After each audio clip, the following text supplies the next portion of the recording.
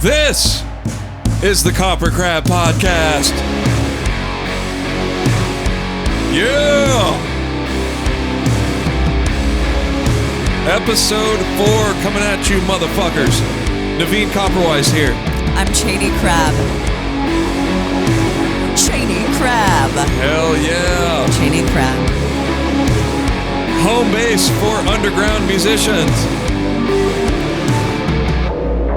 He's at it again with the slogan. Back at it with the slogan. It's a good slogan. So episode 4, that means that it's our month anniversary. Oh, happy anniversary. Cheers. Cheers. Oh yeah. We can't. The table may look small, but it's very wide. All right, I just want to double check that this is recording.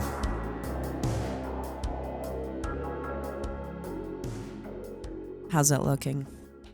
I think it's looking good. I think it's looking real good. Cool. Well, what we haven't... I don't think we talked about this after our... Was it our second episode? The there's long a reason, lost episode. Yeah, there's a reason we're so paranoid about, or you're paranoid about it, whether or not it's recording now, because we made an entire episode 2. Episode 2.1. And it was completely lost. What So happened with it? So we did an episode, it was on a Saturday, I think. Mm-hmm. And it took like a long time to set up that day for some reason or whatever. And it went kind of later into the night. And after we had done a whole episode, and right when I hit stop, the interface just disconnected, the audio interface. So for some reason, I've never seen this before, ever, in recording for, 10 years or whatever, 10 years plus. The audio file corrupted as a result of the interface unhooking itself. And it was just blank. Wow. Blank waveform.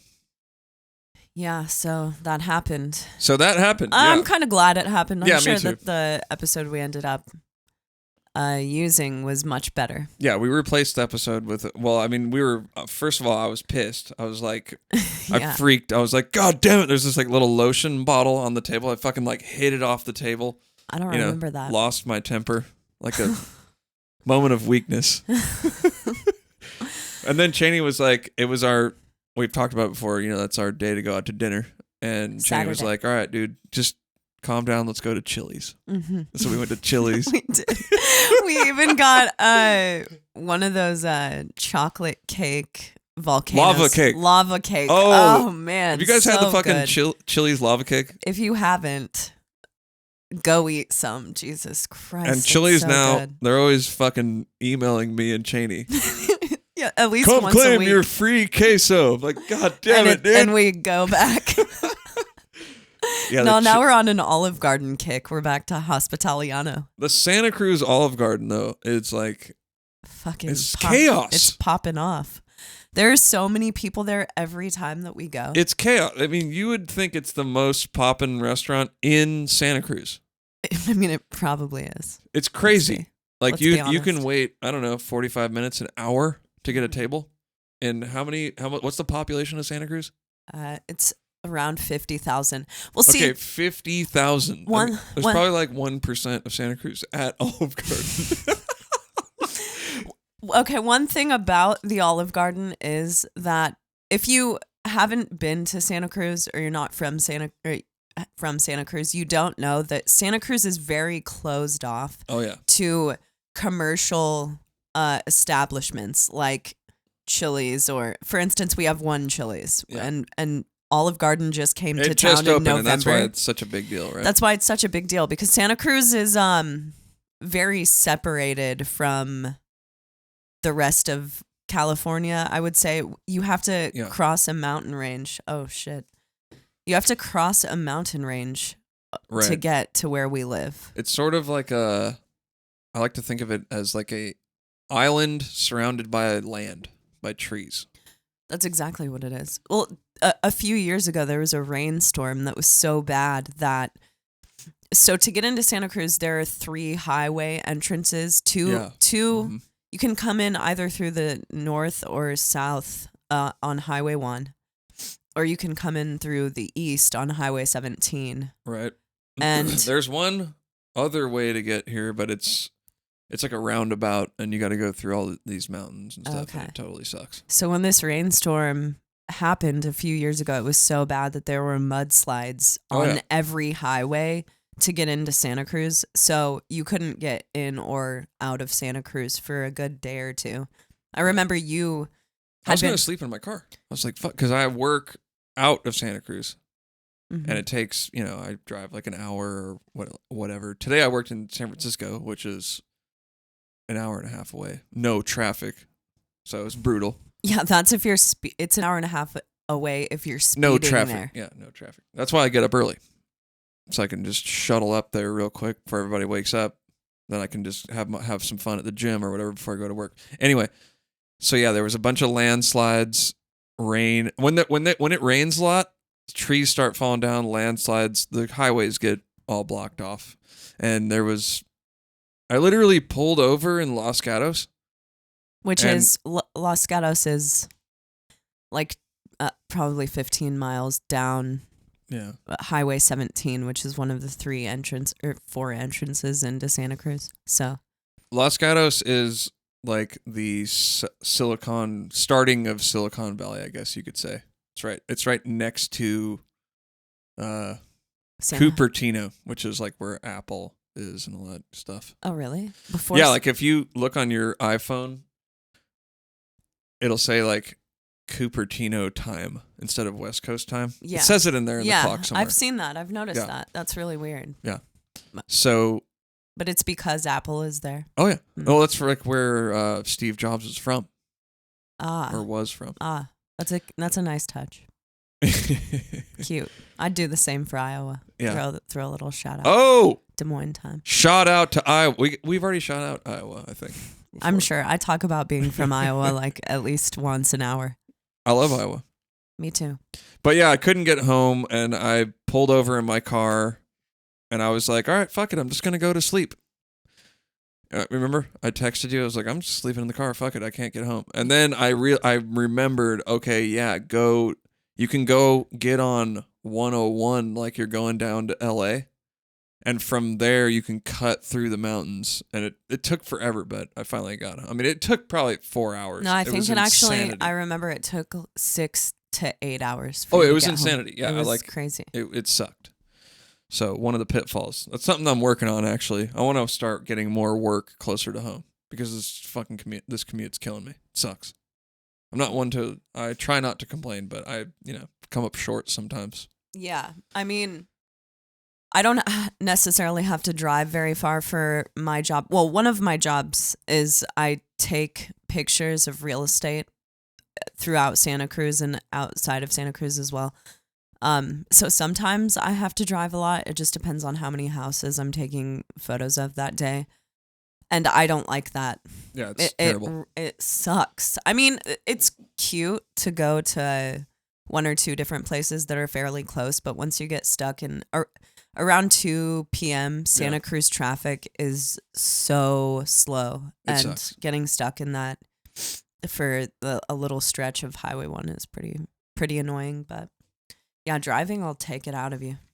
Honestly, I don't really mind the morning drive because I'm kind of like having coffee, I'm listening to podcasts or music, and I'm kind of fired up. I'm on my way to the gym, so I'm kind of thinking about I'm going to work out, and it's going to be fun, da-da-da. But on the way home, that straight up sucks because I'm done with work. It's probably 4 or 5. I know it's going to take me forever to get home, right? You have no coffee. I'm tired. Yeah. I'm probably hungry. I ate all my food that I brought. And then maybe some days I'm like, can I make it to jiu-jitsu? I'm trying to do that a couple days a week. And that starts at 6. So, I mean, on top of that, you're on your way home, which is, you want to get home. I want to get home, man. I want to get home. I want to do. Okay, so speaking of which, we're doing the podcast on a weeknight. Yeah. Yeah. Which we usually don't do. We're actually doing the podcast. It will come out tomorrow, but we're doing it on Tuesday. Usually, yeah, we do it on... I think the date today is the 29th. So we're doing it tonight. We're going to put it out tomorrow because it's been a really hectic week. Should we get into that? The reason why? Well, there are a few reasons why. It's not, but yeah. Yeah, let's start talking about it. I think on the last one, we left a cliffhanger with some good news. Mm-hmm. So the good news is, you might be able to tell, we're in a different studio, aren't we? Yeah, we are. You can see these. There are blinds behind us and not a Russian poster. Yeah. And it's not set up yet at all. We're just through this together real quick. And the reason why we are in a new studio is because Chaney and I moved into a motherfucking house. Yeah, we did.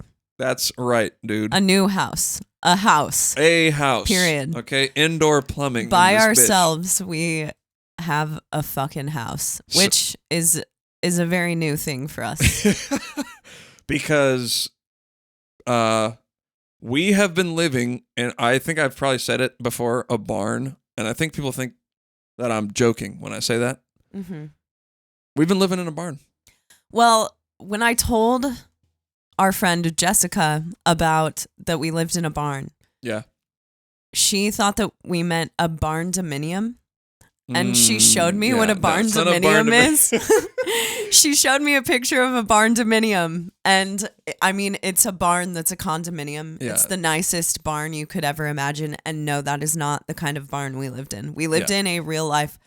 I mean, really, it's a renovated garage, but renovated, we're really using that word lightly. I mean, we just made it. We made a little outdoor barn livable to... It was supposed to be, okay, well, I guess we got to go back to talk about why we lived in the barn. Yeah. So when I left animals, which I guess, wait a minute, I left that one as a cliffhanger too, right? That I didn't answer the animals question. Did I answer that on the last one? No, you haven't answered that, and I've had people message me on the internet asking me if you're ever going to finish that story. Right. Okay, not a big deal. I mean, it's not really a big deal at all. It's just I was so I'll answer that, and then we'll get to the barn eventually. The animals thing. Animals, super demanding schedule. Obviously, they were a very up-and-coming band when I was in the band. And I had already been touring a lot at that point in time with Animosity and stuff. And I never really had any time off since I joined, because when I joined Animosity, I was like 17. And then when I turned 18 or something like that, we started touring a lot.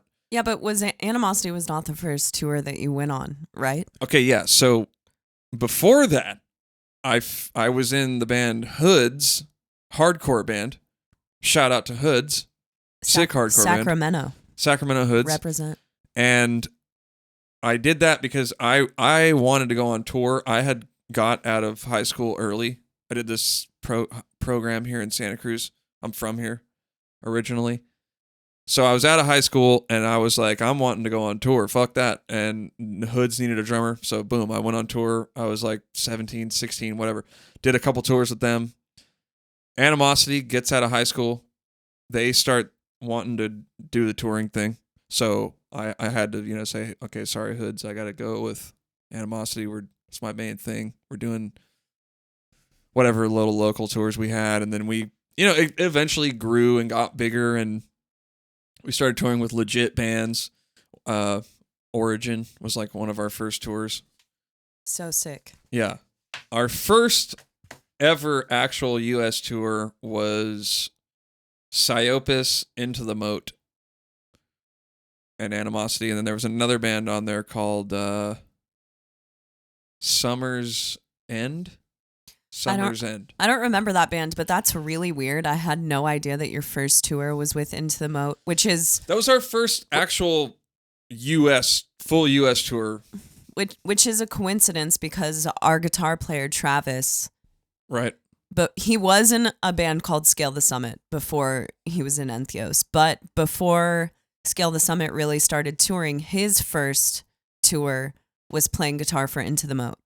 Yeah. Which, his situation was kind of similar to mine. Like, yeah, Into the Moat wasn't. I mean, Scale wasn't ready to tour, so he was like, "Hey, I want to fill in for Into the Moat." Yeah, Fuck that. Yeah, so that's a weird coincidence that Travis was not in Into the Moat when you toured with them, but that's so weird. That yeah. And I mean, Psyopus, Psyopus was such a sick band. I know. Crazy. That was a band that they were like really, really insane and techie, and to me, they were like one of the first bands that got so fucking crazy like they did. Yeah. They were just very strange. And my band, I played with them at like an AmVets hall or something. And I just remember being when I was in, it might have been when I was in Prevail. So that was my first. Chaney was in. That was my first band. Yeah, yeah. That was a band that I was in Iowa. So yeah, what a good band. Yeah, that's a cool tour. Psyopus or Into the Moat? Yeah. Psyopus. I never really got that into the Moat. I know a few songs. Into the Moat rips, dude. Yeah, rips, and they Sentinels reminds me of that era of stuff for sure. Mm-hmm. Yeah, it's like that absolutely. kind of spastic breakdowny. Totally. So, Animosity does a lot of touring. I'm 17, and then maybe cut to I'm about 24, and then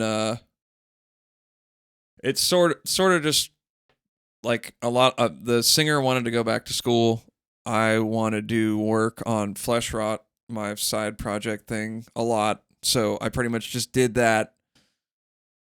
And I did that for a while, and Animosity broke up in November 2008, and then November 2009, I flew out to do Animals. So I had about a year where I didn't tour, and that was the only year that I had off. So I start touring with Animals. It was awesome. It was great. It was one of the best times of my life. You know, we met. Yeah. I think we met that year in 2009, right? No, it was in February. No, we met in 2010. No, yeah. Really? Yep. That was 2010 was the Animal show, and we started dating in 2011.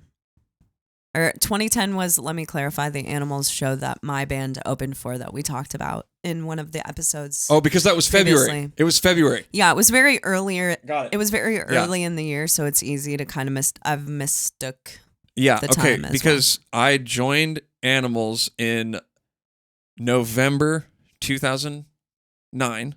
So that show that we played was the second Animals tour. Yeah. And that was February 2010. Yes. So it was just a few months later. Yeah. Yeah. So we met. We actually, Chaney and I hit it off when we met, but we were actually, I'm about to spill the beans. We were seeing other people. So we were friends, and we talked that night, and we, nothing scandalous went down or anything. We just hung out, maybe had some beers, and then it wasn't until the following year that we really got serious. Yeah. So I was in Animals that whole time, and then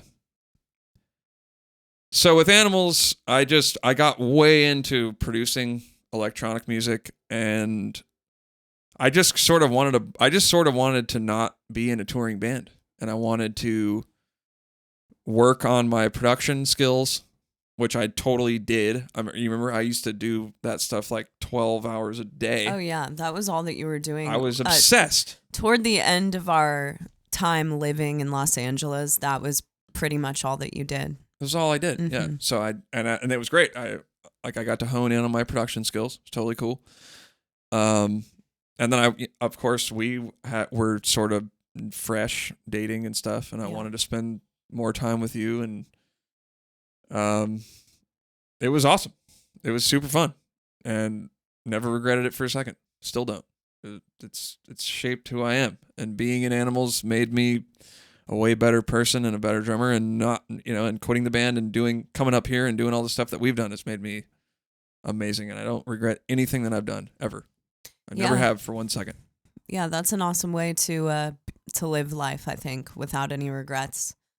And I know that I'm cutting into the cliffhanger that we left on the last episode, but because we're already talking about animals and our pasts, I thought that this would go really well with a question that someone asked us, because it's kind of about, where our band came from. All right, as long as we circle back to the barn. We will circle back to the barn. It's kind of like it's like a movie where you get a little taste, right, for what's going to happen in the beginning, and then they circle back. It's like, unplanned, exactly. by the way.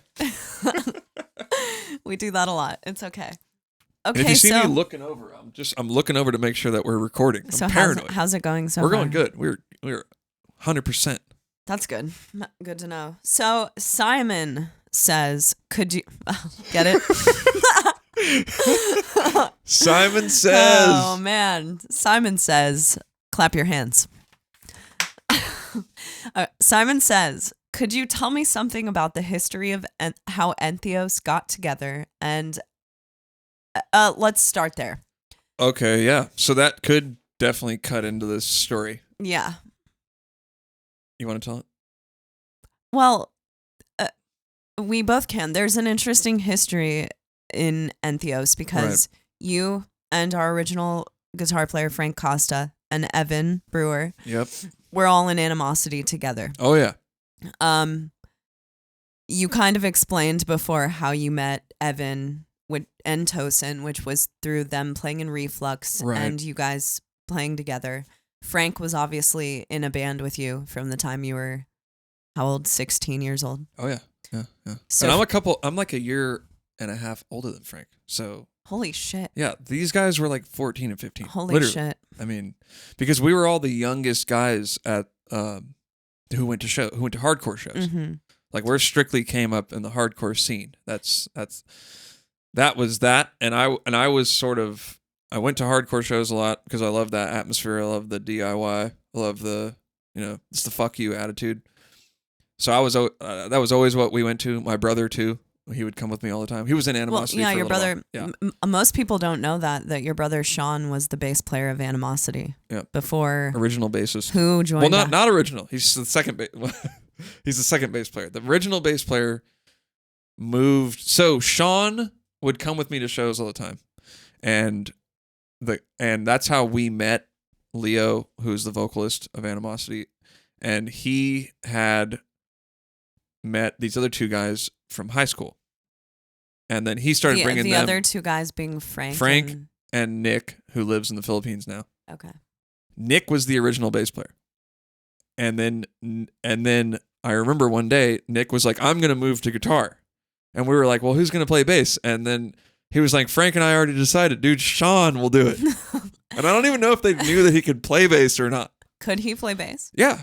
Maybe maybe he would just play every once in a while when we were hanging out at Frank's or something like that. I remember Evan told me a story about Sean, that Sean, the way he played when in Animosity was that he hid behind his cab and no one ever saw him. Is that true?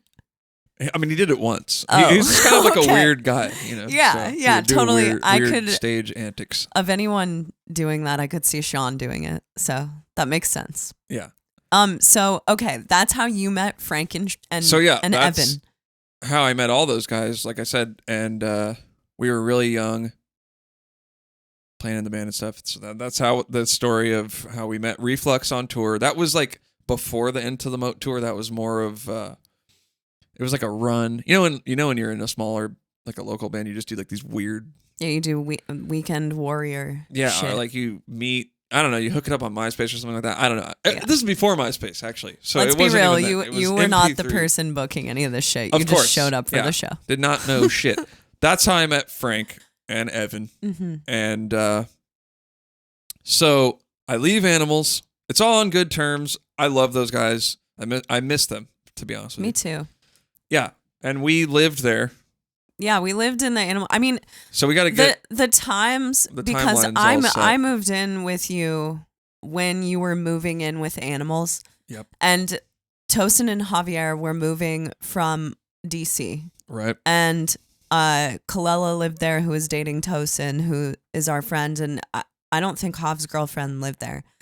But No. we were all like moving to fucking LA. Yeah. No one was from LA, and the year that we spent at the Animal House, which I think that like 9 months of it was before you quit the band, and then the rest of it was after, was some of the best times of my life. It was so for fun. sure. We had so much fun. We were carefree. so carefree. We were just partying and having as much fun as you can possibly have. Oh, yeah. In LA, Testing the just a limits. bunch of kids in LA, and we all like had a house together, and every day we woke up and ate breakfast together, and it was kind of like, all right, what shenanigans are we getting into tonight? Yeah. So yeah, it was a great fucking time. And then So yeah, it came to an end. as all good things do. We moved from there. We're gonna get to Entheos. We're gonna circle back. Trust me. Someday. We're kind of intermingling the band and the moving all as one. Yeah. So we go Animal House, which that's just the house that we lived in North Hollywood, all of us. Wait. Before we say this, though, we should talk about the Animals headliner, which was, because we're talking about Entheos, the Animals headliner was when I met Evan. Oh, because there we go. the first Animals as Leaders headliner tour was Animals, Intronaut, Last Chance to Reason, Evan Brewer, Dead Letter Circus. It was Evan's first solo tour. Ding, it was ding. If you recall him playing with two basses, that he was doing that then. And super sick. And we got him on the tour. I was like, dude, let's get fucking Evan to open, man. Yeah. And he agreed to do it. And he fucking And we all killed. rolled together in one van. Like, yeah. So. So it was Animals as Leaders and Evan, and I was doing merch. Kalela was with us, and Steve Jones, and then the Animals sound guy, Zach. Yeah, and Steve Jones was the guitar player of Faceless, Yes. by the way. Yes. And like I said, Steve was making a documentary, and we were just kind of like, there were a ton of us in a band, or in a van. Yeah. And that was the first time I met Evan, was for a month straight. Yeah, I never even thought of that. We had like Entheos in the van. Yeah. Yeah, we did. I've never thought of that either. Entheos was in the van. That's fucking weird, man. It's weird how life works out, because when we were doing that tour, I never in a million years thought that I would end up in a band with you and Evan. That was when Evan was in the Faceless as well. And I remember at the end of that tour. Yeah. At the end of that tour, Evan had stayed for like a week after the tour to just kind of because the Faceless was about to go on tour. There it is. And Animals left a few days before the Faceless tour started. Mm-hmm. And Evan and I just, like, Evan stayed at the Animals house with me, and it was just us, and we kind of hung and, bonded. And that's awesome. I never could have imagined in a million years that we would have ended up in a band together. Super weird. Yeah. So we do that, the North Hollywood thing. Then I leave the band. It's on good terms and everything. And Michael Keane, Faceless guitar player, needed a roommate. And so we moved in with him for a while. And we were and with Rainin Bozio, Terry Bozio's kid. And we got to get him on the show, by the way. Shout out to Rainin once again. We lived there not that long, because I think after a while we were just thinking, like, what are we even doing in LA after 6 or 9 or 8 months or however long it was after I left Animals. Like, we didn't know anybody there, really. I mean, we knew people, but there was sort of not a point to us being there anymore. So it was also a weird time, because it was right after some of you may remember that there was this whole thing where Animals had their guitars stolen from their house, and Navene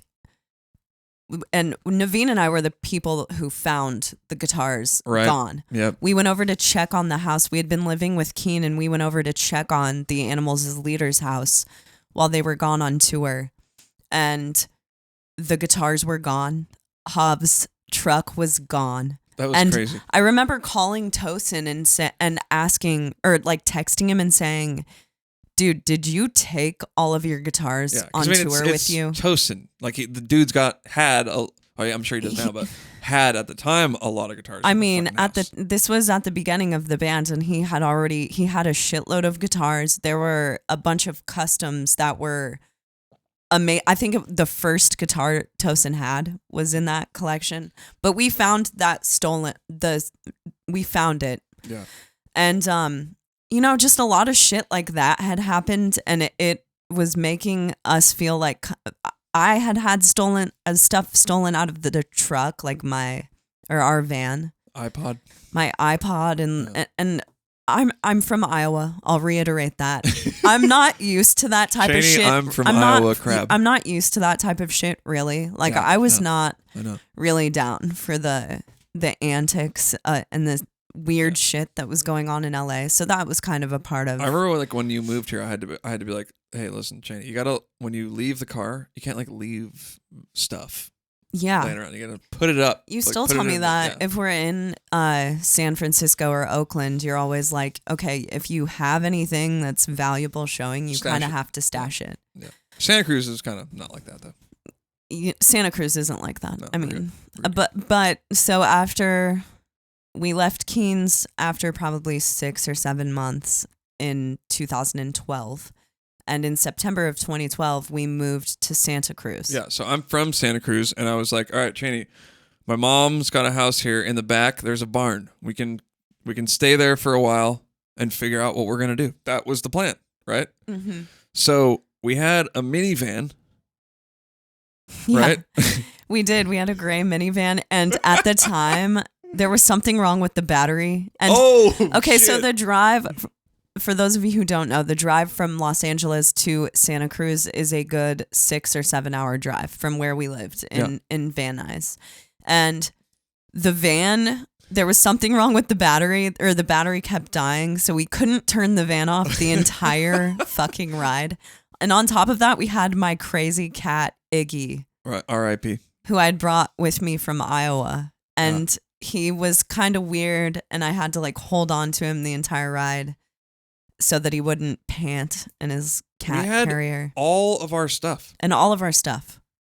Which wasn't a lot of stuff, but it was enough to jam pack that van, which was like There was multiple drum sets. Yeah. And all of our possessions, and my desk, my computer desk. And a bed. And how did we do that? I have no fucking idea. I remember that we had a bike rack, and on the bike rack in the back was this chair that I'm sitting in right now. Really? I was like, there's nowhere else for it to fucking go. I'm just going to put it on this bike rack.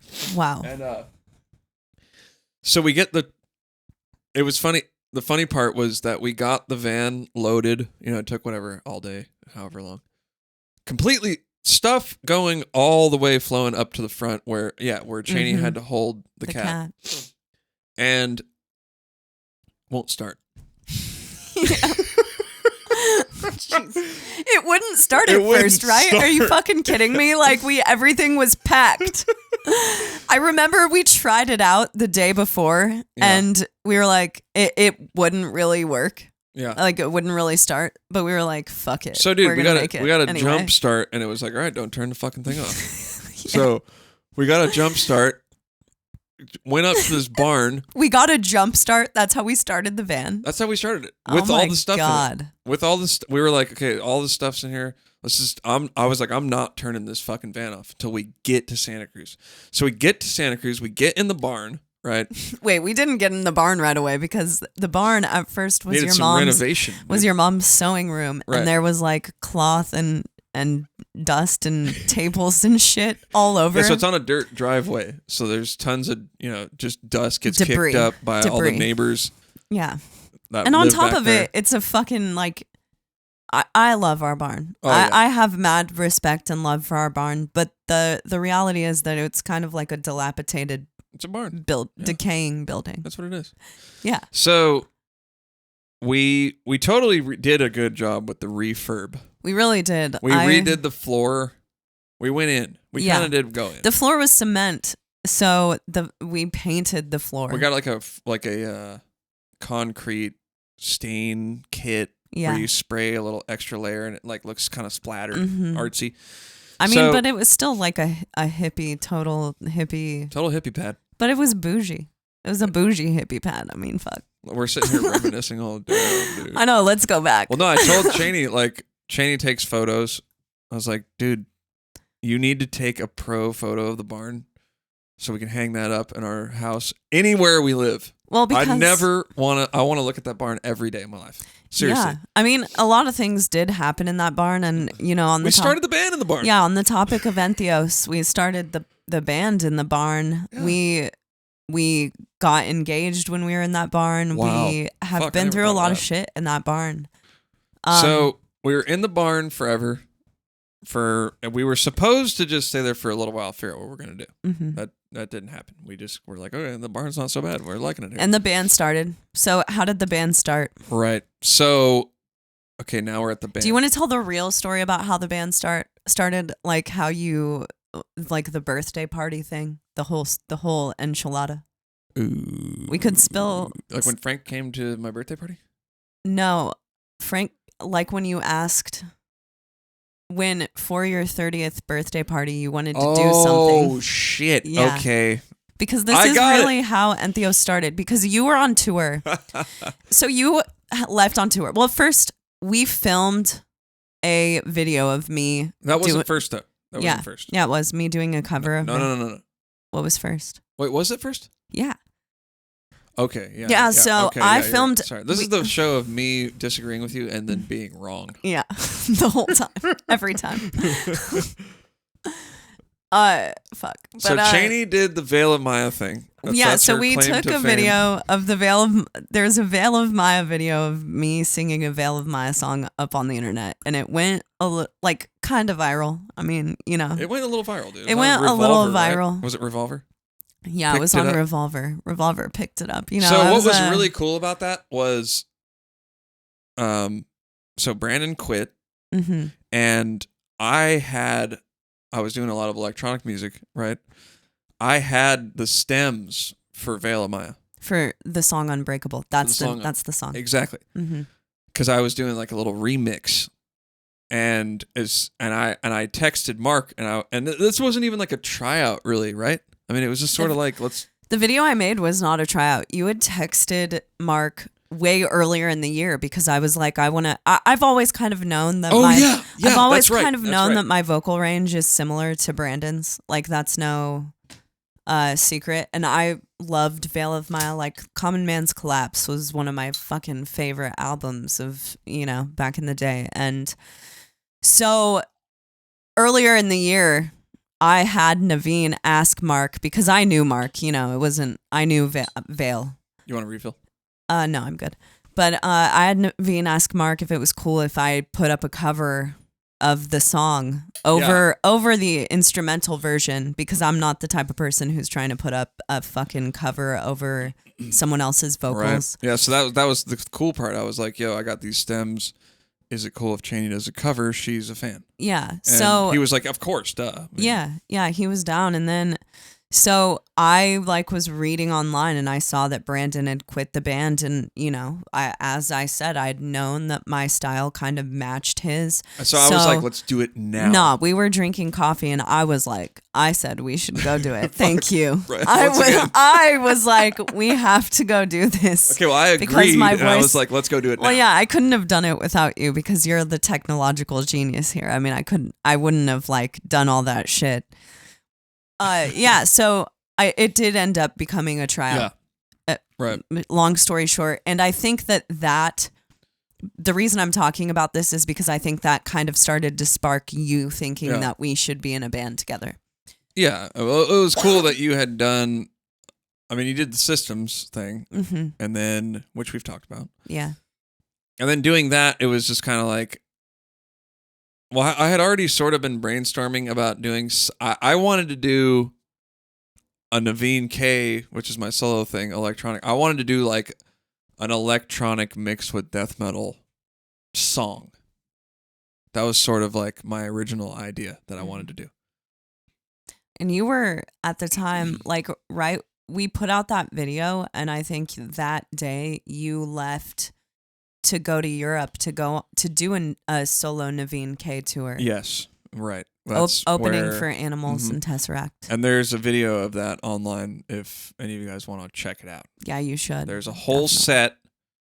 It was just me, did a little solo thing. So yeah, I get back home after that, right? Chaney's gone viral. I'm getting all scared. I'm like, she's going to leave me, man. She's going to go on tour and forget about me. Which I was planning on doing, let's be real. I actually did do that. I was like, night. who the fuck is Navene calling me? Are you kidding me? I'm on a revolver now. I've hit the big leagues. I'm out of here. Truth be told, I actually did do that. You did. Like one night, I remember the night. You were bummed. I was in Poland and I was like, Tosin could tell I was kind of bummed. Yeah. And he was like, hey, what's wrong, man? And I'm like, it's like, dude, I don't know, dude. I think Chaney's gonna like join Vale and just like ditch out on me, man. And he thought it was funny. He was like, "Oh, tables have turned, dude." Huh? I know. That is hilarious. Yeah. So when I get back, I was turning 30, and this is what you had alluded to earlier. Yeah. I just had this cute idea, and it wasn't like I didn't want to make a big deal out of it at all. I just wanted to have Animosity play my birthday party. I was like, that would be so fun. Like we just play. Truth be told, I was really missing playing like in a band at that point, right? It had been, I don't know, whatever, 4 years or since I quit Animals. I hadn't played with anybody. So you had like a let's get the band back together, man. Kind of. I mean, I didn't want to. I really did not want to get the band. I was not thinking of it would be something that was even advertised or anything like that. Yeah, I remember. Yeah, it was just a cute idea. Hey, let's just play a show for all of our homies. You know, because all the Bay Area homeboys, not fans, just like actual friends, would come, and it would be really fun. Like one of the videos that we shot was at this bar called The Knockout. And I know Leo's friends with the guy. So I was like, dude, we could just have a 30th birthday for me. Animosity plays. It'd be really fun. Mm-hmm. You know?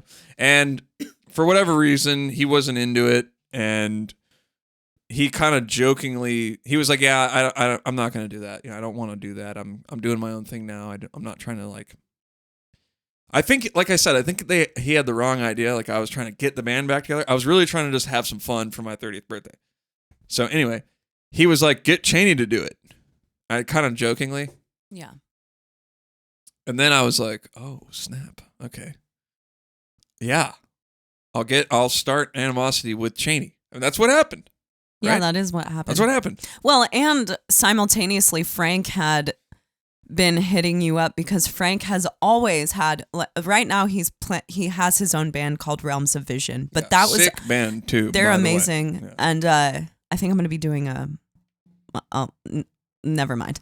But anyway, so Frank was hitting you up because he wanted you to like track and produce the Realms of Vision record. Yeah. And you were like, dude, fuck Realms of Vision. Let's just write a record together. He didn't have the name or anything like that. He was like, oh, well, he wanted me to play drums on it too, though. So he was like, oh come down. Okay. I'll come down and you can play drums on it and record it. And so I said, well, I was like, let's just start up like a sick death metal band. Yeah. And I made some demos. I made some like demo riffs and stuff, which was off Primal EP, obviously.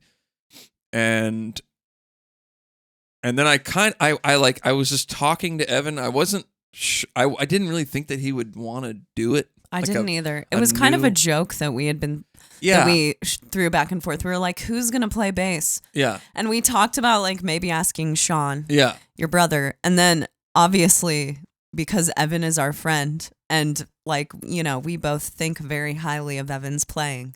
We were like, let's ask Evan, dude. Yeah, I never thought Evan would agree to be in our band. I didn't think that, you know, it was just kind of like a pipe. Yeah, I was just kind of like, I was just telling him about it. Like, hey, me and Frank are jamming again. And Chaney's going to do vocals. It's pretty sick. It's super, super sick DM, you know. And like I said, I was really just talking to him like, as a friend. Yeah. And he's like, and then he was just like, yeah, I'm in, duh. He had just quit the Faceless. Yeah. So it was like kind of the stars aligned, and we were Oh, yeah. all just in a place where we wanted to be we just wanted to play metal, because the initial thing with Entheos was we were never going to be a full-time band. That was not a thing. We just wanted to make a cool demo together. We honestly were really kind of surprised by the reaction to us saying that we were going to be in a band together.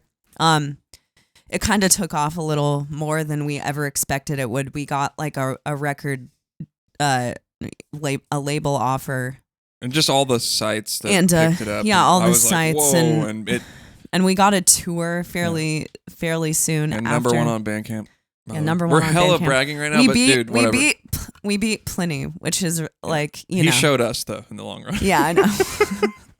Look, but we were number one on Bandcamp on the entirety of Bandcamp, y'all. So I was like, we're gonna be huge.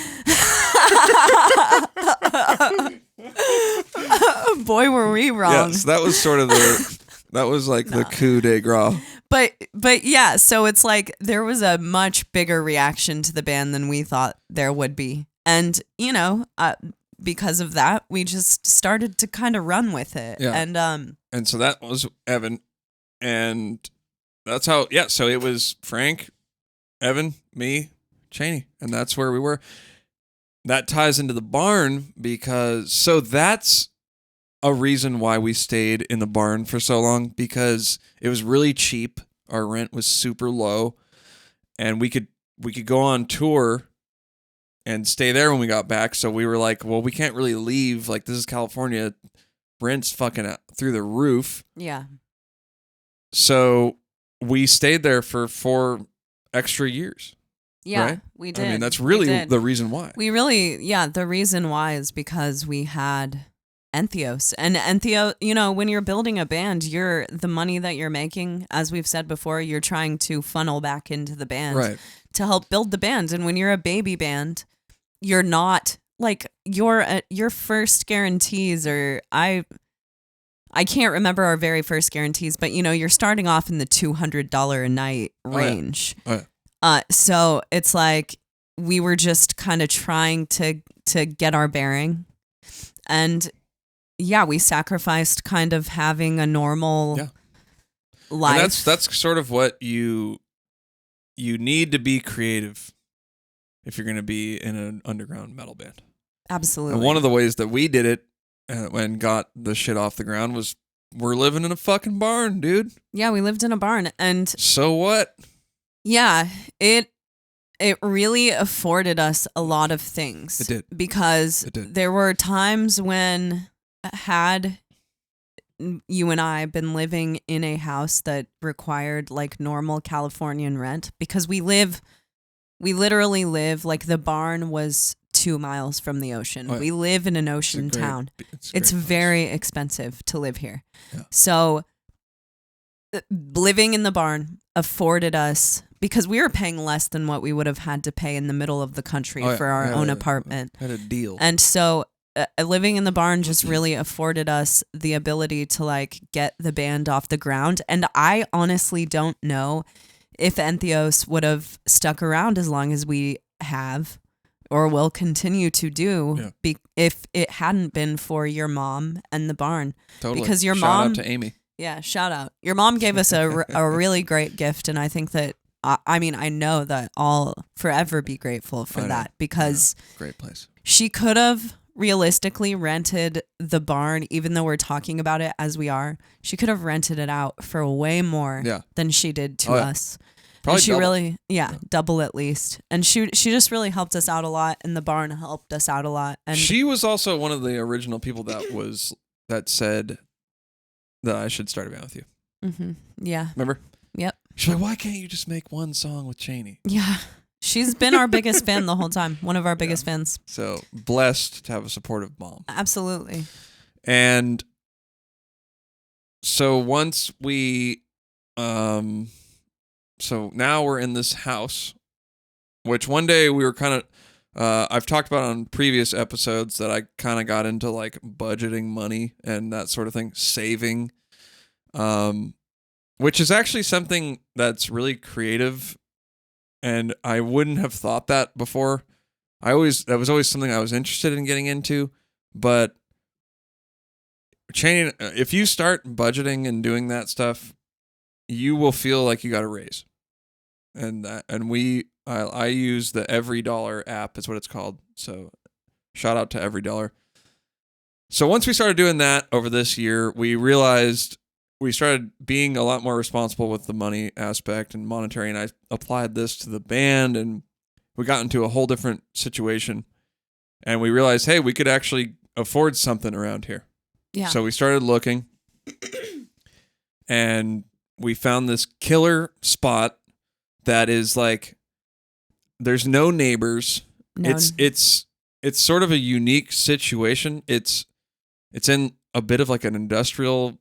It's right next to a neighborhood, right? Yeah. It's like there's a neighborhood, and you go around the back of the neighborhood, and then we're there. We're on a frontage road, so there's a road that, is a residential road, and then it kind of bows off into a frontage road. And on the frontage road, there are a lot of construction type spots and things like that. And because of that, because this house is kind of alone on a plot of land away, I think it makes it a little less desirable for a family to live here. But for two freaks like us who want to make a ton of noise and just be able to be free and do whatever we want, this is the most ideal house. And I honestly have no idea. I feel, okay, so we've lived in this house since Saturday now. We have a house. It's crazy that we have this. I still can't believe it. It's a 3-bedroom house. It's insanity. There's a drum. We can make noise. I mean, we're in the middle of. We're gonna have a studio. Around. We're gonna have a fucking drum room, which is something that Navene has never had. Never. You've never had a place in your own home that was a studio, that was a place you could play drums and be loud and insanity. We have a podcast room. We have a podcast room. Which we'll get it better, the lighting and stuff. This is like, we moved in and then the power was out. I'm sure everybody's out there has heard about the fucking power in California. The PG&E power blackout. We were a part of that. We've actually been a part of both of them. The barn was a part of the last one. The barn was also a part of this one. And I think it was like fucking an hour after we got all of our stuff moved in on Saturday. We moved in our stuff, went to crack a beer, power out. Yep. And it was like that for 2 days. Yep. So, I forgot what I was going to say. You're talking about the power outage. Oh, yeah. So, power was out for 2 days. We obviously can't shoot a freaking podcast at that point. Yeah.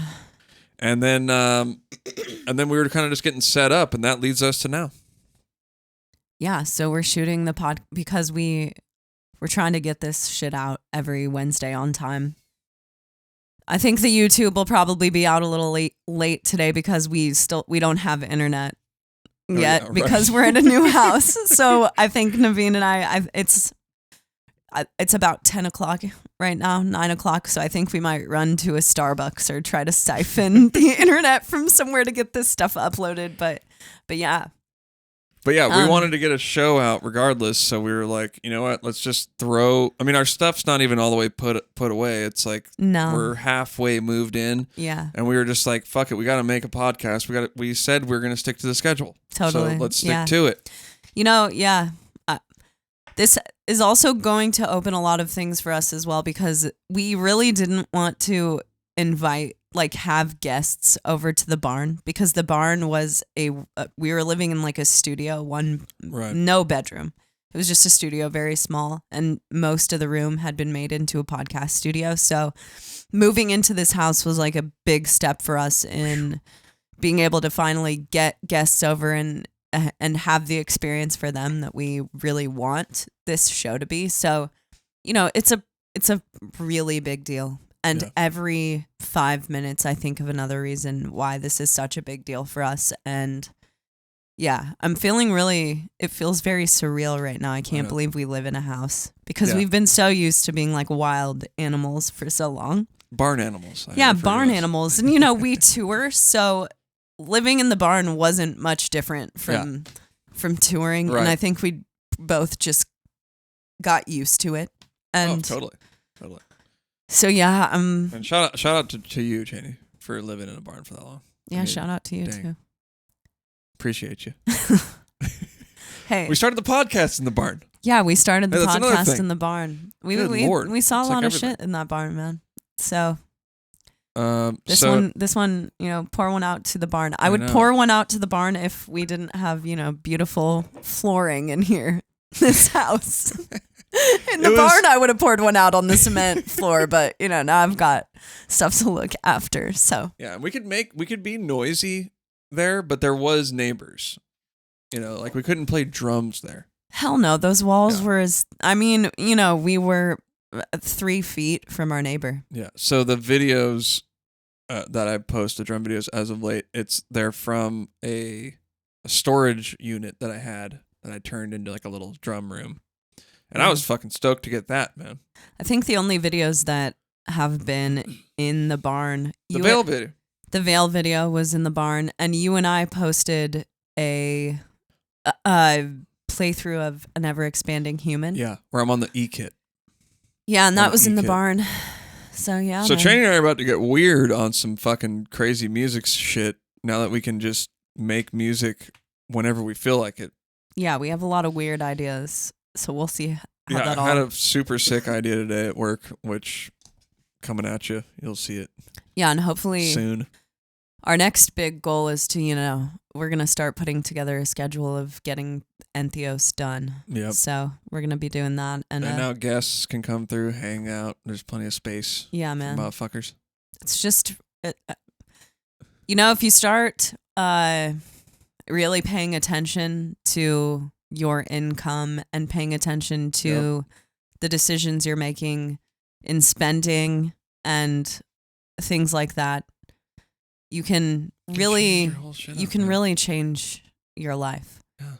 Like at first it felt like we had a raise, but we didn't. But then as a result of paying attention to where our money was going, we were inspired to work more and inspired to have more. Yeah. And I don't think we could have done it. I mean, we obviously wouldn't have done it without moved into this cool house without that. No. And, I'm really proud of you. And I'm really proud of us both. Because both of us like to spend money. We both like nice things. Okay, that's reminded me of a question here that I heard. And it's been a feat for us to not have gear acquisition syndrome over the last year. Navene is big on...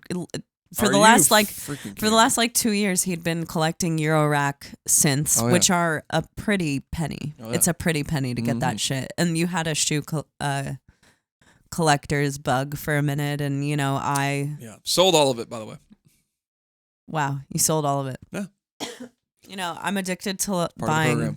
I love buying art supplies and things like that. Yeah, I just like spending money. I love spending money. I like just going and buying shit. That's so fun. I love it. I can think of like 30 things I would buy right now. Yeah, but now that I've been on the saving hype since January, I don't know if I like spending money anymore. Now spending money is like, ugh. Please. Fucking please, dude. Well, I don't. You love spending. We both love spending money, Yeah. It's like, But that reminds me of this question, and it is Navene. What is your family like? Where did all of your discipline and drive come from? And the reason why I thought of that is because I'm not a disciplined person. That's from our boy Nathan. From Nathan, thank you. Also, usually we have a print out notes, but tonight we don't have our printer. We don't have a network set up. Yeah. So Chaney had to just sit there and hand write the freaking notes. It hurt. So that's how we're dedicated. We're getting this thing done. Hell yeah, man. We're out here. So yeah, I'm not a disciplined person, and I don't have drive at all. No, seriously, that's for real. I'm not disciplined. I'm not good with money. I'm lazy. I have a bad temper. That's the real me. But somehow I'm able to somehow whip myself into shape. I manage Michael Scott. Yeah.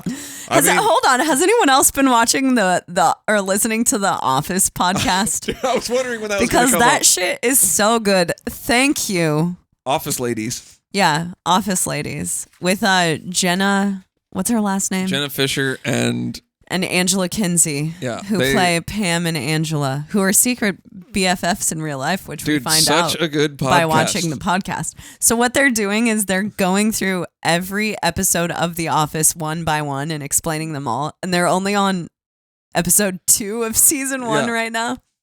I'm obsessed.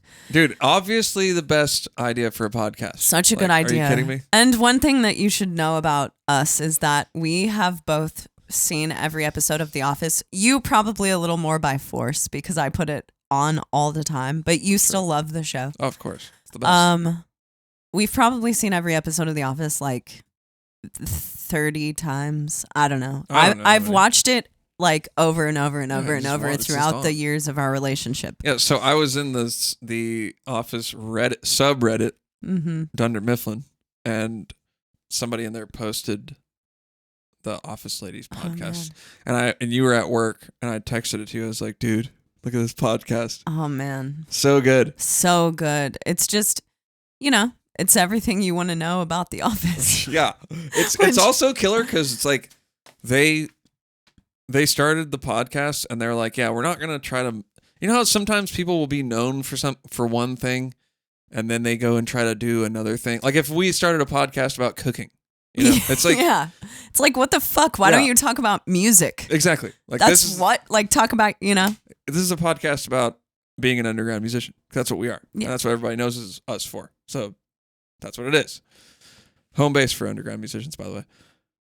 And so they were like, yeah, we're gonna do a podcast. It's about every Office episode ever. We need a little jingle like home base for underground. Dun, dun, dun. I'm on it. I'm on it. Musician. I was thinking how cool it is to have a theme song. Home base. Earlier. Underground. Yeah. I was like, I'm writing. It's sick to have the wheels are turning. Home base for underground. I need a little verb. My voice is sounding shot. Maybe I should hook up like a soundboard. One of those like. I'm going to hook up a sound. Yeah. And have like a fart noise? Yeah. And like. Yeah. That would be fucking amazing, but also horrible because we'd push it all the time. That was actually one of the first things I thought of when we were doing a podcast. It was like, because I get this stress to want to do things like on a really top tier level. So I was like, all right, I got to figure out the cameras, but then I also got to figure out how to have little sound effects. Yeah, but you have to ask yourself, is that top tier in the podcast realm? Yeah, I don't know. Little sound effects. That's like annoying. It's like it's the Grizz. No, not. How are you doing today? Oh, I don't know. No, like you just have funny samples that you play when somebody says something. Like little inside jokes. Yeah. Okay. We should do it. We should do it. We got to do it. All right. Let's put it. We need a button. I need something to push as well because as you can, I like to do my paper tactile stuff. So okay, hold on. Let me get back to this question. Tack. So I'm, like I said, not a disciplined person at all. I'm really not. No, you're really not. I know. I know. When I read the question, I laughed. I know. Because I was like, you have the wrong. Somehow I have mustered up the strength to get out of bed super early, to go to the gym, to eat somewhat healthy, to do all this stuff. And I think I'm more of an extreme person than anything else. Well, there's also the idea that I think that when you're in the position of someone who doesn't work out a lot and write a lot of music, you look at someone who does do that as a person who's just on a completely different level than you, and you could never reach that, or they're on a different playing field. There are different things that contributed to why they're so driven and why they're like doing all of this. But the reality is that most of the people that you see that are so driven and doing all of this stuff are just overcoming supreme laziness. Yeah, seriously. Or just I'm still pretty lazy with music and stuff. I mean, I think I'm just really efficient with my time when I make music. That's very true. If I pick up a guitar, I'm writing something and it's going to be a usable riff. Well, a strength of yours also is that you're not huge on second guessing yourself. You're very confident in the output. There are riffs that you will just, you just think all of your riffs are good. And I'm not saying they aren't, but you are like pretty confident in any riff or any like drum thing that you put out, where I feel like there are a lot of people who try to seek perfection on those videos or whatever. Right. It's kind of like, for me, like I'll just put out some bullshit screaming video on Instagram of myself just walking around our house screaming. It doesn't necessarily have to be me like mic'd up and professionally playing to a song. And sometimes, to be honest with you, I question doing that because I'm like, am I putting out like a weird image of myself or whatever? But who fucking cares? I know. I don't care. And you're very good at not caring. And that's something that I really admire about you, is that you, a lot of people say they don't give a fuck, but you, a lot of people say they don't give a fuck, but you truly do not give a fuck. You don't. First, guys. You don't. I really don't give a fuck. You really don't. No. You don't care. You're not fazed by anyone could say anything about you. You don't care. Sometimes I get a little bit mad. I'm like, man, what the hell's that guy? But I don't even think you're conscious of it. You don't pay attention to the internet. Well, that's just because I have like an old guy syndrome, and I just like don't pay attention because I'm a spaz. Yeah, I mean, I think that it's an admirable quality, and over the years that we've been together, I have loved that about you, and I've tried to find more of that in myself. Wow, thank you, Chaney. Yeah, I mean, it's awesome. You know me, I have anxiety. Yeah. And even at the thought of like putting a status up on Facebook, I'll question it over and over and over again, even if it's nothing that's going to cause any controversy. And sometimes I delete statuses just because I'm like... Sometimes I'll go on Facebook and mix it up a little bit. You mix it up a little bit and you'll just put it up there and you'll never think about it again, and you don't care what people are saying on it. And I just can't do that. And I wish that I was more like that. It's a really... I mean, just do it. Yeah, I think that it's a lot easier to say because I don't think you've ever given a fuck.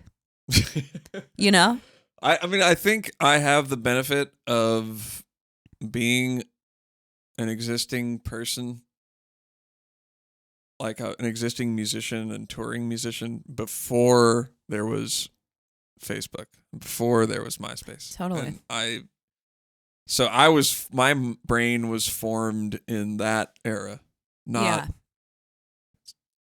just being a couple years older than you. Yeah, right. I mean, I still was born.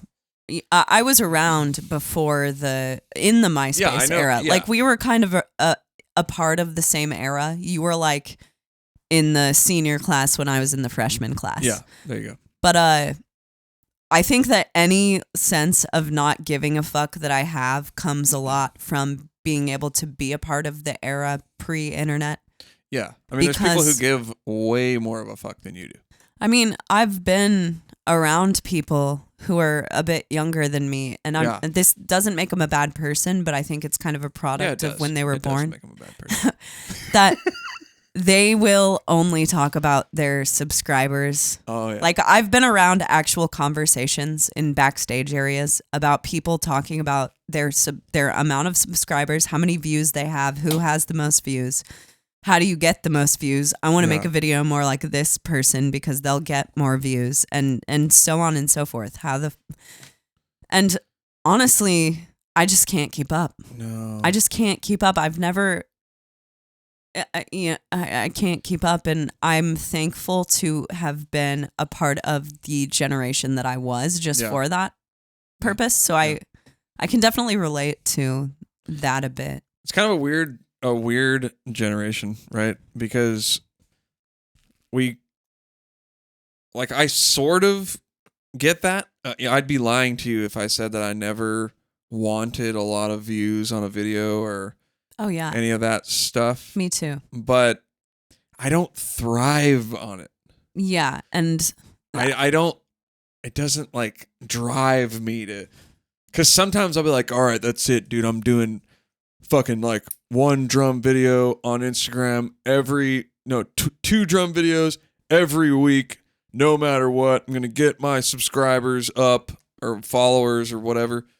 And like, I do it for a few weeks and then I'm just kind of like, yeah, well, I don't know, whatever. I don't really care. I don't thrive on it. So I'll do something else. Yeah. You know, this actually reminds me of a question. I didn't have the chance to write it down because we got it on Facebook and not in our email, but it was from a kid named Shelton, and he was asking about if we've ever experienced any kind of mental health issues in our lives, and if we know people who have gone through kind of mental health issues with the whole playing music thing and being on the road and that sort of thing. So what's your experience with that? Yeah, I think that's something that everybody deals with, for sure. And I've said it on the last podcast that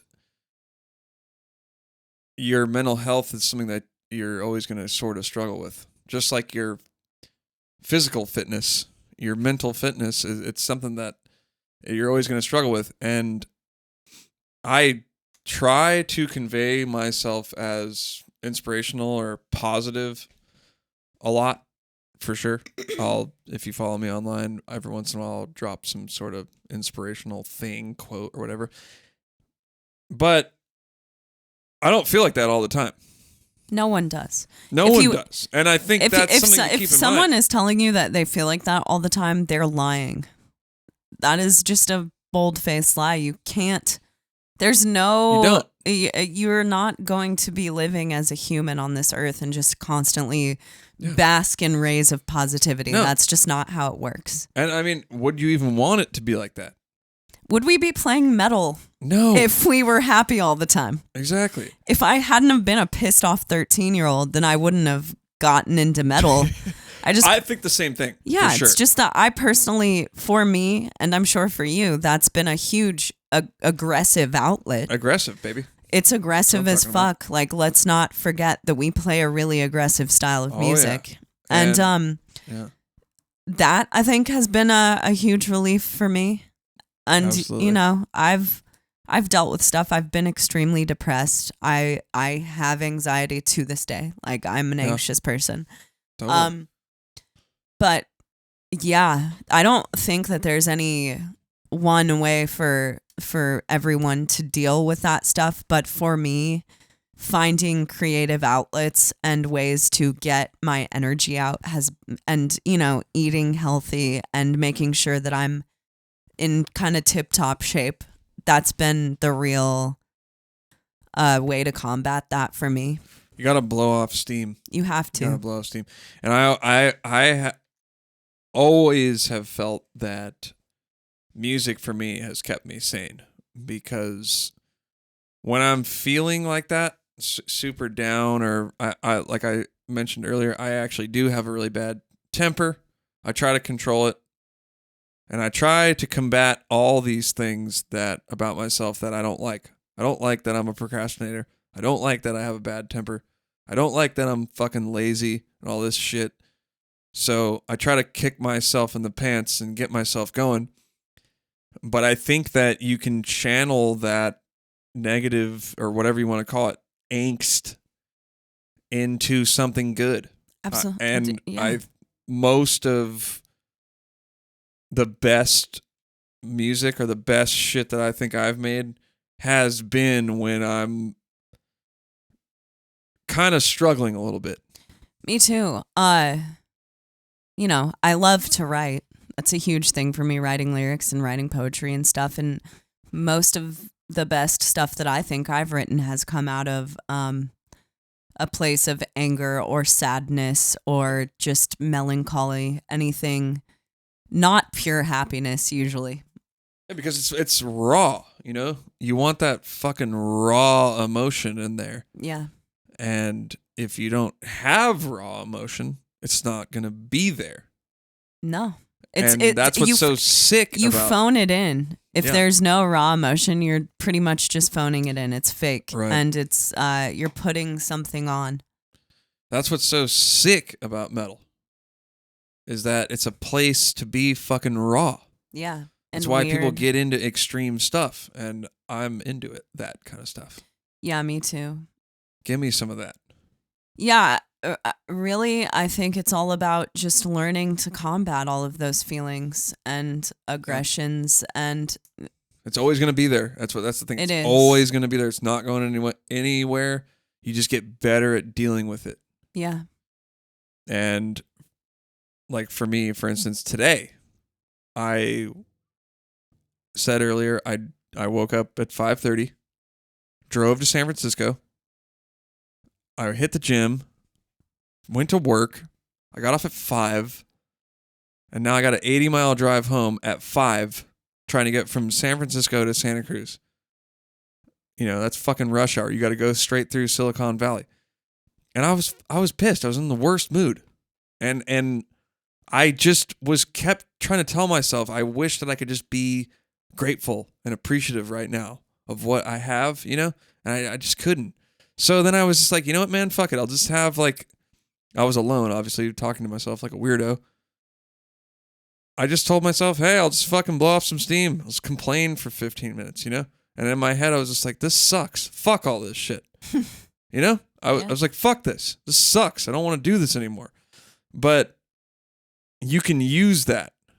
You can use the stuff that you sort of want to complain about or the stuff that you feel is not right. Well, now you know the direction that you need to go to get away from that stuff. And if you didn't have that, you wouldn't know which way you need to go.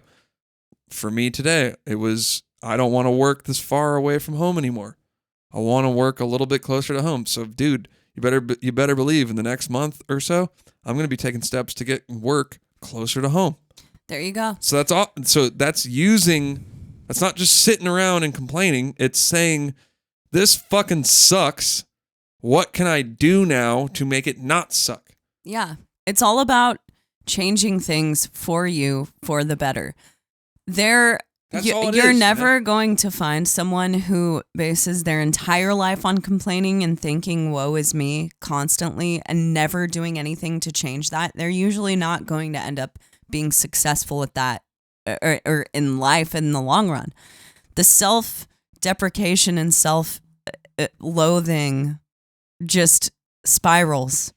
You continue to spiral. No, you have to preach it. You have to take control, because you can sit and blame all of your troubles on the outside world, but the reality is that however you are on the inside is going to be mirrored in the outside. Yeah. The world is going to reflect your inner thoughts. And I know that sounds like some total The Secret type bullshit to a lot of people, but it's just true. It's just true. It's just true, dude. If you just take that and take it to heart and find the power in changing what's going on inside of you and allowing the world to reflect that, then you're going to change a lot of shit for yourself, and you're going to find a way to get yourself out of that spiral that you're in. Well, that's what's crucial right there.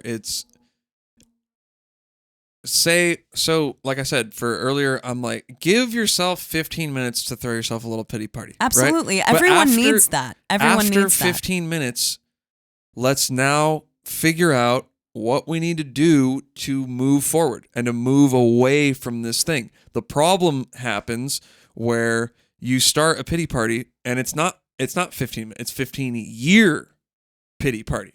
That's going in the wrong direction. And people do that. You know, I've known people who have an issue with one thing, and it's because of their parents, Right. their work. Everyone at their work sucks. Yeah. Something happened to them that made them unable to like pursue the artistic thing that they wanted to do. Yeah. But the reality is that none of that shit is out of your control. Yeah. It's in your control. You make it happen. It's not about your parents. It's not about what has happened to you in the past. Being a strong person is about getting over that stuff and finding a way to make your life better for yourself. Exactly. That's what it's all about, letting go and moving on. Yeah. And how you're going to react to the bad stuff. Yeah. Bad stuff's coming. Bad stuff's coming, man. It's coming for you. And, you know, Get with it. I've always said about people, you can preach a lot of things, but there is no way to experience how you're really going to react until you're in a really bad position. You really get to know someone and their strengths and who they are as a person when they're in a really bad position. And you want to be the person who's in a bad position and has the control to get yourself out. So yeah, that's my... Damn. Getting all kinds of inspirational. How are we looking? How long have we been talking, Navene? It's a long one. It's a long haul. 120. Really? All right. You know, But, I wanna ask one more question before we go, because this guy has been writing us a few times. Well, hold on a second. So, this guy's question, what is your family like and where's my discipline come from? Oh, sorry. We'll do where's your family on the next one. There's the cliffhanger for you. Boom! What's Navene's family like? No one will ever know. Except that you all know that his brother. But yeah, let me close plays out bass. what you said. So yeah, that's what you're saying is totally legit. And use everything in your life to your advantage. That's what I'm saying. Hey, you're in this fucking situation that sucks. All right, what sucks about it? Let's not do that anymore. Mm-hmm. And that's the best thing to do. It's the power of deliberate intent. There it is. And if you look, yes, you can sit there and say all this stuff about your life sucks and all this bad stuff happened to you. But the people that you look up to, the people that are doing the shit that you want to do, they decided, I'm not going that route. I'm going to go win. And fuck the bullshit. Newsflash, everyone has been through some shit. Okay? Okay, come on, The stuff dude. you've been through is not worse than the stuff I've been through, or the stuff Navene has been through, or the stuff anyone or has there's been. somebody out there who has, and this is what I think about every day. There's somebody out there who has so much worse circumstances than me or you, but they've gone further than I have. Yeah, her name is Oprah. Boom. There Oprah it is. fucking Winfrey. Yeah, there's so many God examples damn it. of it. There's so many examples of it. So anyway, we're done with the toxic positivity. All right, so let's wrap this one up with a little fun one. All right. So wait, we had a fucking bunch of questions and we didn't. We get had to a ton any of them. questions this week, guys. Thank you so much. So many of you have emailed us. You followed the directions from the last episode. You guys rule. We are going to get to all of your questions. We've just been getting so many that it's really hard to get through them all in one episode. Yeah, because we can only get through like 2 per episode. Yeah, because we like to talk. So yeah, keep sending that our way. Send it to KoperCrabbpodcast, KoperCrabbpodcast @gmail.com. Okay, is that in the notes on Apple Podcasts? No, I should put it there. We need to put that. It's in the YouTube. I'll put it on the Apple Podcast. Okay, and then another thing is y'all motherfuckers need to go rate the show on Apple Podcasts. Rate that show. I want y'all to rate it and give it a review. I don't care what kind of review you leave. Just leave a review. Yeah. Because if you leave more reviews and ratings, then we can get bumped up into like different algorithms or whatever. The algorithm.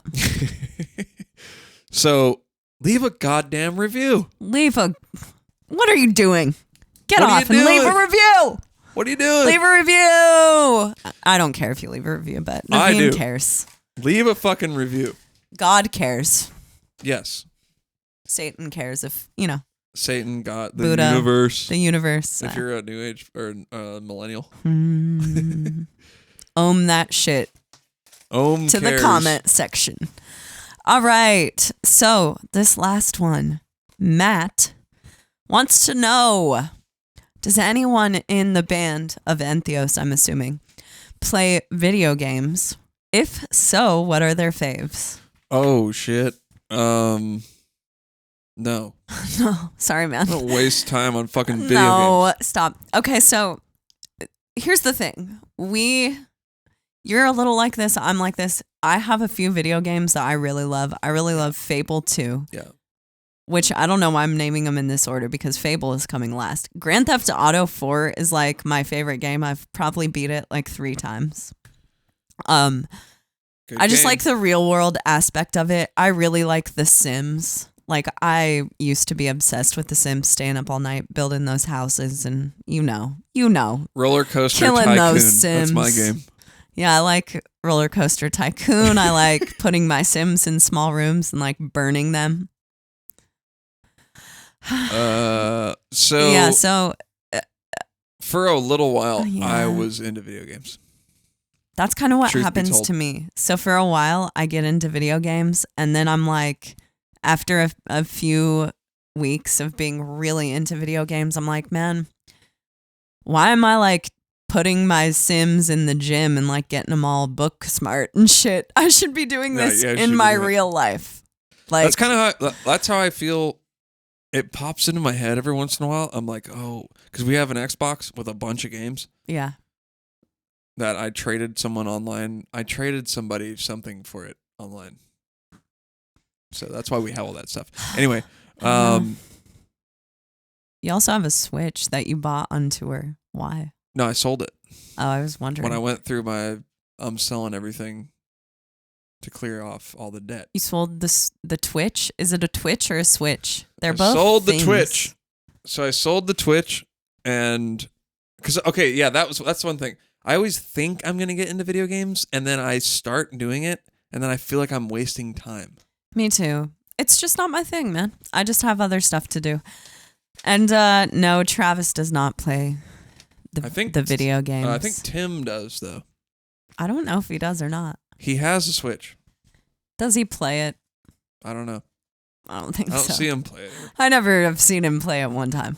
I do like playing Mario Kart on Switch. Okay, so there was a tour where a few people had Switches, and I think this is the tour you bought a Switch on, where we were like staying, like our sound guy had a Switch. He started it. Mike Torres began the Switch, Twitch, I don't know, obsession, and Bill. When Billy O was on tour with us. So they had Switches, and we were all like going to hotels and like playing Mario Kart That was fun. all the time. That was That fun. was a I'm lot not of gonna fun, drinking beers and playing Mario Kart. Also, when Xbox 360 was more at its height, that's kind of when I was into video games. Like I'm Call of Duty Modern Warfare, the original one.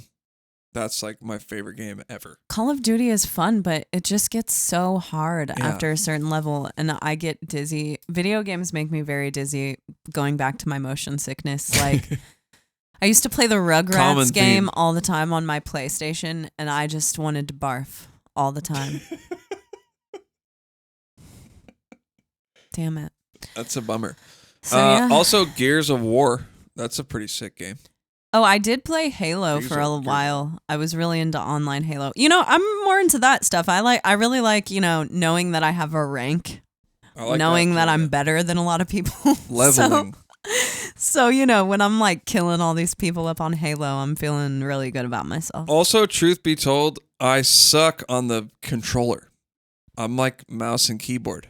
That's weird. Dude, on mouse and keyboard, I used to play Call of Duty, Mhm. Modern Warfare, and I was top 3 every single match. Wow. Get That's some. pretty cool. Were you one of those people who would like talk on a headset No. and be like, fuck you? No.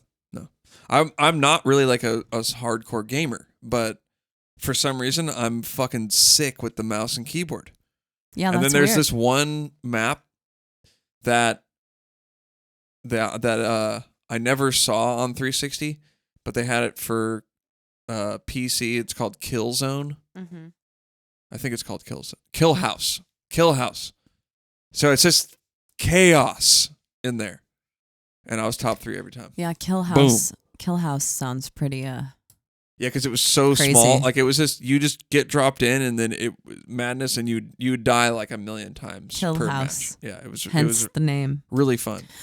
I really was into zombies for a while. That's a hella fun game. Which one? I don't know, the one that's on Call of Duty. Is there a different one? Oh, zombies. Call of Duty. Yeah, Call of Duty. I thought you meant zombies. like Resident Evil. Like a zombie game. Well, talking about video games though, I was much more into video games when I was a kid. Like we had a Sega, and I had Sega Channel, and I would play like Paperboy and Sonic the Hedgehog and Sonic. Zombies Ate My Neighbors. Do you remember that game? Never played it. Sonic. There was also this game that I can never think of the name of it, but it was like in space, and you were this little spaceship guy, and you were shooting at bigger, crazy spaceships. And I don't know, the soundtrack is really cool though. Damn, that sounds familiar. Maybe someone out there can hit us off to. Because I talk about it like once a year, and I look it up. And it had a cool soundtrack. Yeah, what's the name of the game? It's a really cool soundtrack, and I honestly think that soundtrack has influenced a lot of my musical Here's taste. a fucking game. You had a Sega? It's very 80s, yeah. Do you ever play California Games? Fuck yes. You played California Hacky Games? Sack? Yeah. Oh man, I was like hacky sacking like a motherfucker. I didn't know you played that? Yeah, I played it all the time, man. It was on Dude, Sega Channel. So good. Surfing. Yeah. BMXing. Yep. BMXing. You'd run into a rock and you'd be like all thrown off. Dude, such a fucking sick game. Dude, so do you remember Sega Channel? Day, do you remember Sega Channel? Yeah, but I didn't have it. Sega Channel was like very cool. Dude, and it was very ahead of its time. Totally. That's like pre-internet. Yeah, times. It was this cartridge that was hooked into your cable, and you would get line, right? like 100. Oh no, it was cable or a phone line. I think it was cable. Yeah. And you would get like 100 games, and they would renew it every month. Dude, that's Xbox Live before Xbox Live. Yeah. Except you weren't playing against people, but you were getting full games off of Sega Channel. So it was like. It was real sick. If anyone remembers Sega Channel, please leave me That is sick. 'cause comment that on our Apple Podcast. Comment that. Go directly to the Apple Podcast section or YouTube. Damn, Sega Channel. Sega Channel, man. No, I never. Those I didn't were the have days. that, but I remember one time we rented the Knuckles. Sonic and Knuckles, you plug the cartridge into a secondary cartridge. Yeah, what was up with that? And you can be Knuckles, this other character. No, I know Knuckles. I know what's up with him. Super cool. Yeah. And we played PlayStation 2 back in the day a lot. PlayStation 2 No, or PlayStation also as well. I played PlayStation. My uncle got me a PlayStation. Shout out Uncle Robin. Damn. Came through with that PlayStation on that cool uncle tip. That is a fucking good gift. That's you're solid. like, when you pick out the PlayStation for your nieces, you're like, I'm going to be the cool uncle. That's like this year. Mom's pissed. Yeah. Like, thanks a lot. Dude. Yeah. Like, just showing me showed up Santa Claus that year. Like, well, dude, we had a PlayStation, and for some reason, it started buzzing. Like it had this fucking obnoxiously loud buzz. So we put it in our little entertainment center that we had, and we would put pillows on it.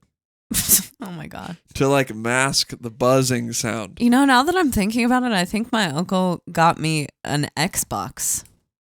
Not a PlayStation. Not a PlayStation. Damn. But I had a PlayStation as well.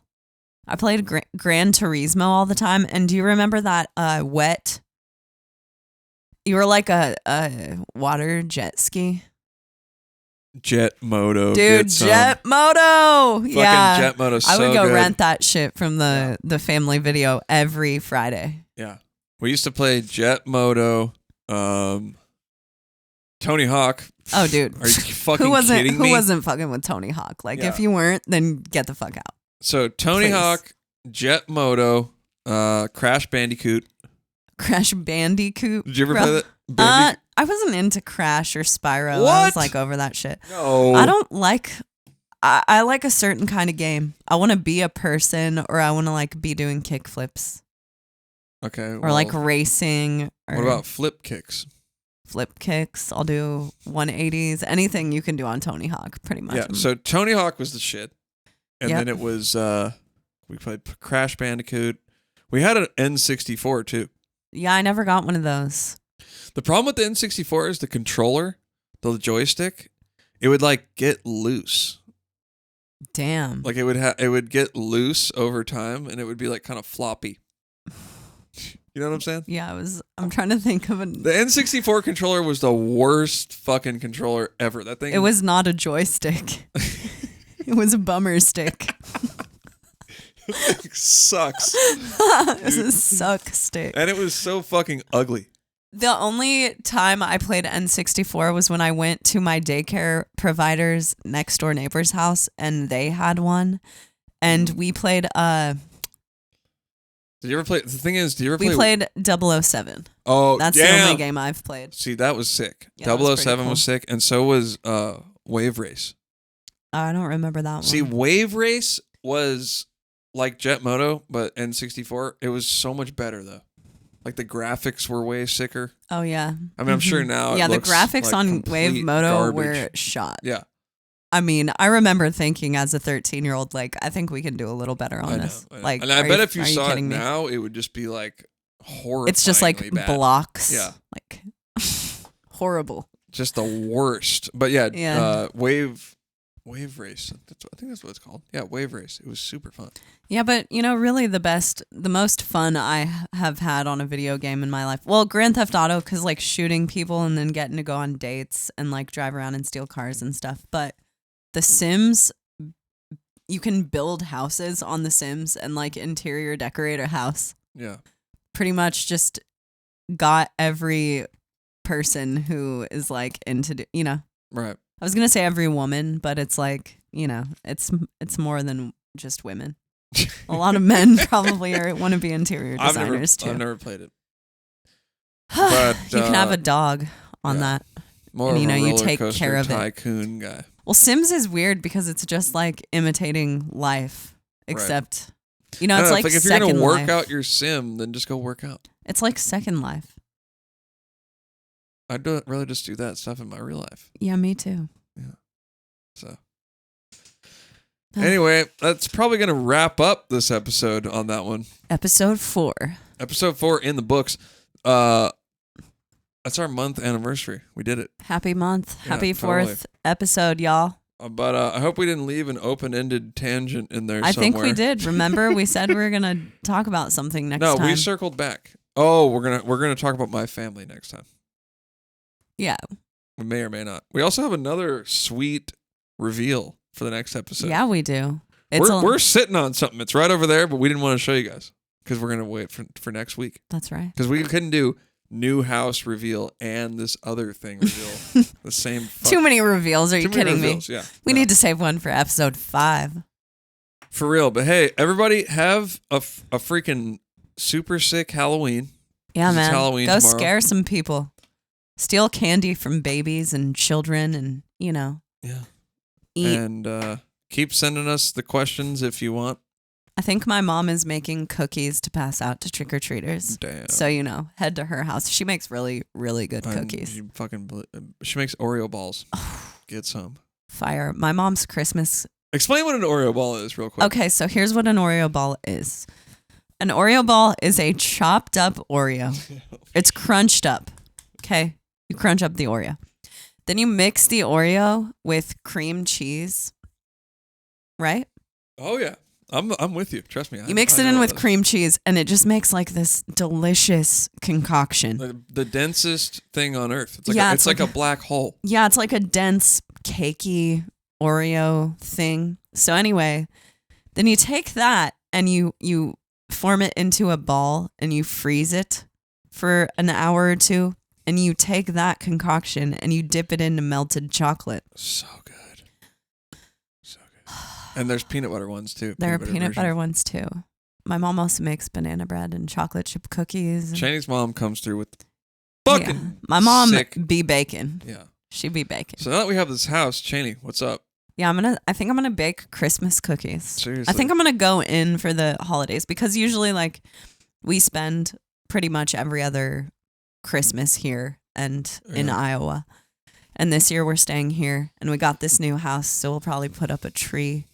We're gonna get the vibes going. We're gonna boil in what is it? Cinnamon sticks. And we're gonna drink eggnog. It won't be AE eggnog from Iowa, but it'll do. It's not gonna be as good. Yeah, so one of the things I was most excited about with getting a house was decorating for the holidays. Oh shit. I'm we'll stoked. have some elf hats or something for a Christmas episode.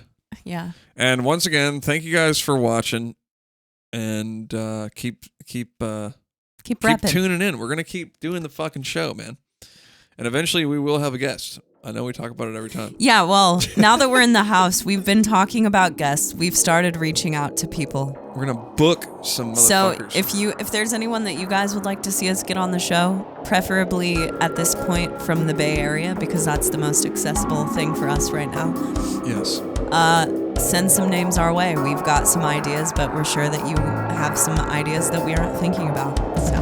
All right, man. We love you guys. Yeah, we love y'all. Thanks for listening. Yeah, get through it. And, keep pushing. Keep pushing. Keep fighting. Keep scrapping. Keep scrapping.